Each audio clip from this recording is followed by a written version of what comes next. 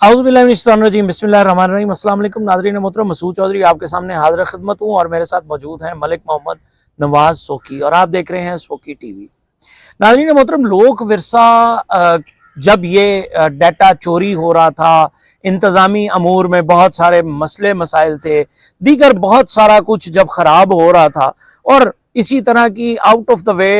The way जाके जो है वो हायरिंग्स हो रही थी, लोगों को अकोमोडेट किया जा रहा था। जिस तरह हिना अनवर को जाली डोमिसाइल के ऊपर हायर किया गया, जिस तरह अनवारुल हक को आउट ऑफ टर्न जाके जो है वो जॉब मालूम होते हुए भी फिर भी उसको आगे बढ़ाया जाता रहा। तो जब ये सब कुछ हो रहा था तो उस वक्त एक करैक्टर है जो इंतहाई अहमियत का हामिल है, जिसका किरदार बहुत अहम है। मेरी मुराद है अक्सी मुफ्ती साहब से। अब अक्सी मुफ्ती का क्या किरदार था, फिर क्या हुआ, आगे क्या बात बढ़ी, उसके बाद अब इस वक्त करंट सूरत हाल क्या है, कोई मार्केट में बाज़गश मौजूद है कि शायद कोई सुलह हो रही है दोनों पार्टियों के दरमियान और कोई और दीगर बहुत सारा कुछ है। तो इन तमाम मामलात पे गुफ्तगू करने के लिए मलिक मोहम्मद नवाज सोकी हमारे साथ मौजूद है। अस्सलाम वालेकुम मलिक साहब। वालेकुम सलाम वरहमतुल्लाहि वबरकातुहू। मलिक साहब, इंट्रो में तो सबसे पहले आप ये बताइएगा कि अक्सी मुफ्ती लोक विरसा की तबाही में कितना जिम्मेदार है? बिस्मिल्लाह रहमान रहीम। चौधरी साहब, मैं कहना कि जितना इस इदारे नू जहर अक्सी मुफ्ती फैला के गया ना, तुसी यकीन मनसो कि मेरे को लफाज ही कोई नहीं। ये सारा जितना करके गया, ये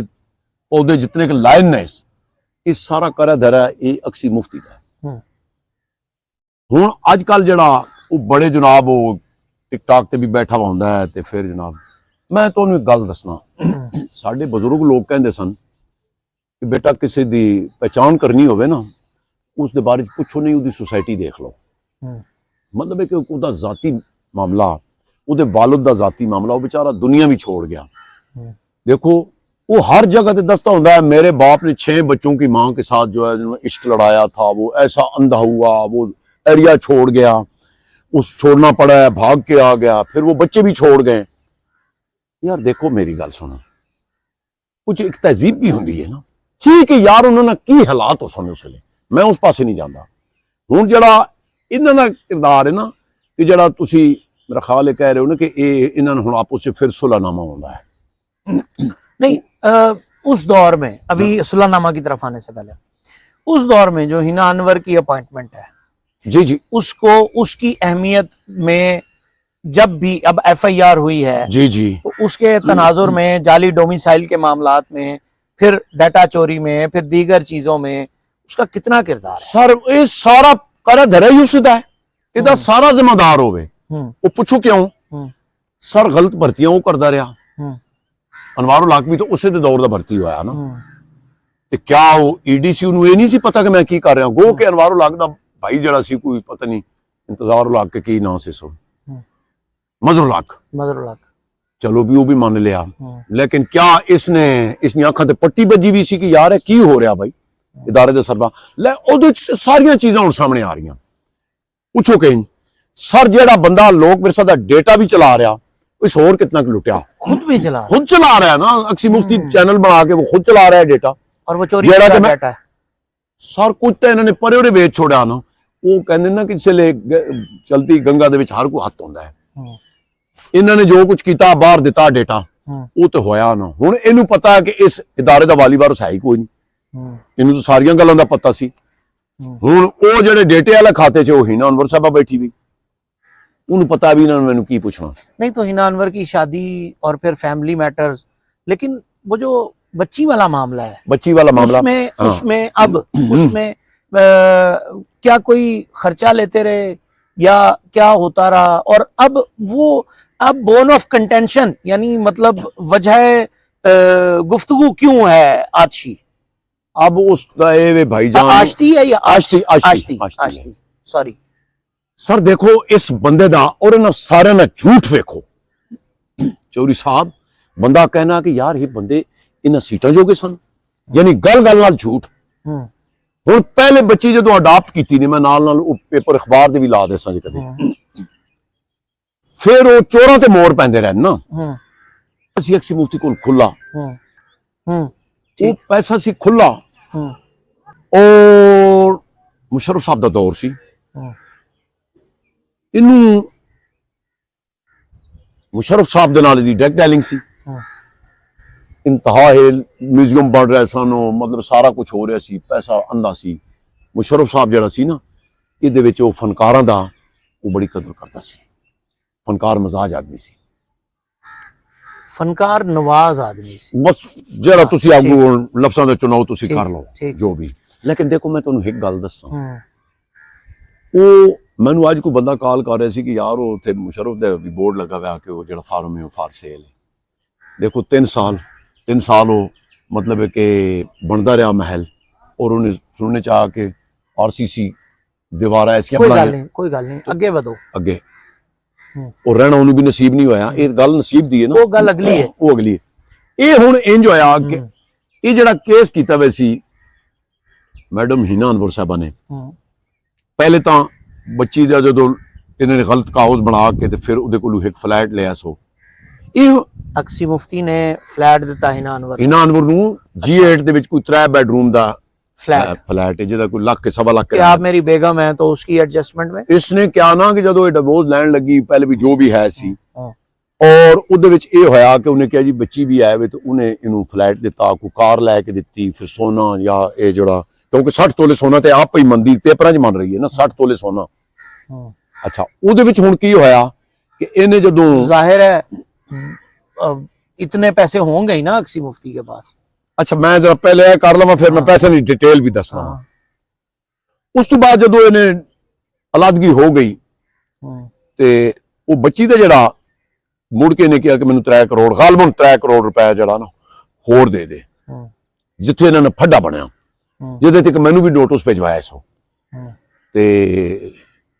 वो फिर जनाब वो साइबर क्राइम च मैं भी उहदा जवाब दे के आया कि जी आप स्टोरियां गलत कर रहे हैं मैं कहा सर ये तो अदालती पेपर मैं इन्हां ते कर रहा स्टोरी ये हुण पैसा छुपा रहे हैं दोनों पार्टियां ये हुण दोवें हिक हो गए अच्छा जेड़ा कि अक्सी मुफ्ती लोगों नूं कहंदा है ना कि यार ये बच्ची वाली स्टोरी ना करो साडी बच्ची खुदा गवावे ਅਸੀਂ आप बच्चियां ले हम लेकिन मसला है कि जेड़ा साडे फनकारां दा लुटमार होई भी है ना वो ते असां सामने लियाणी ਉਹਦੇ ਵਿੱਚ ਕੀ ਹੋਇਆ ਕਿ ਜਦੋਂ असा इधर स्टोरियां पहले इन्होंने हुण केस चल रहा सी ना तकरीबन ना करें कोई 650 सफे दी फाइल ते ये जिस वेले काम खुल गया ते हुण सोचदे ने बई ये पैसा सारा लीक हो जासी कि भाई ये पैसा इतना आया किथों में वो 650 सफे की जो फाइल है हाँ जी वो मैंने भी देखी है हमारे पास मौजूद भी है हम तो इससे नहीं निकल सके तो उसको कब छेड़ेंगे हाँ ये तो मतलब करूं रे लगे साथ तो ठीक है अच्छा अब मेरा जो सवाल है हाँ बच्ची को अब मेरा ख्याल है कि हिना अनवर साहिबा डिक्लेयर करने की कोशिश कर रही हैं कि वो अडॉप्टेड नहीं वो अक्सी मुफ्ती की बेटी है हाँ वो हाँ, अच्छा ये क्या सीन है? पहले हुण सुनो ना हुण अदालत पहले जदों बच्ची इन्होंने अपने हकीकी वालदा बने ना ते इन्होंने जनाब उथे एफिडेविट लिख के देते हैं कि हकीकी बच्ची है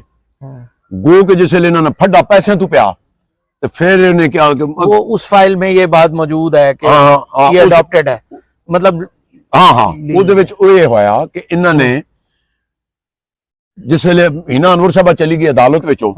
ਉਹਨੇ ਕਿਹਾ ਜੀ ਮੈਨੂੰ ਬੱਚੀ ਦਾ ਤੇ ਇਹਨੇ ਫਿਰ ਵਿੱਚ ਕੇ ਲਿਖ ਕੇ ਦੇ ਦਿੱਤਾ ਕਿ ਜਨਾਬ ਇਹ ਬੱਚੀ ਮੇਰੀ ਨਹੀਂ ਹੈ ਠੀਕ ਇਹ ਬੱਚੀ ਅਡਾਪਟਡ ਹੈ ਹੁਣ ਮੰਨ ਲਿਆ ਬੱਚੀ ਅਡਾਪਟਡ ਮੰਨ ਲੈਨੇ ਆ ਜੀ ਇਹ ਨਹੀਂ ਹੈ ਉਹ ਬੱਚੀ ਕਿੱਥੇ ਜਿਹੜੀ ਅਡਾਪਟਡ ਹੈ हाँ देखो ना अगर ये हकीकी बेटी है तो वो बच्ची किधर गई जो शास्ता नाज साहबा ने मतलब देखी मतलब ठीक है वैलिड सवाल है ये मतलब वो बच्ची किथे वे हुण ये पता नहीं कि वे इन्हें जान के इंज कर रहा नो तो यानी अब सुलह हो रही है मैनू ये पता लगा कि अक्सी मुफ्ती कहता है कि यार ये बच्ची वाला टॉपिक छोड़ो क्योंकि इहदे विच हुण सारियां चीज़ां खुल यानी इसका मतलब ये है कि करप्शन दोनों हाइड करके अब समझ गए हैं ना कि पहले तो बात हम अदालत में वो मतलब आंख मचोली खेलते रहे हैं ना अदालतों का टाइम जाया करते रहे हैं अब जब से हमने हाईलाइट कर दिया इसको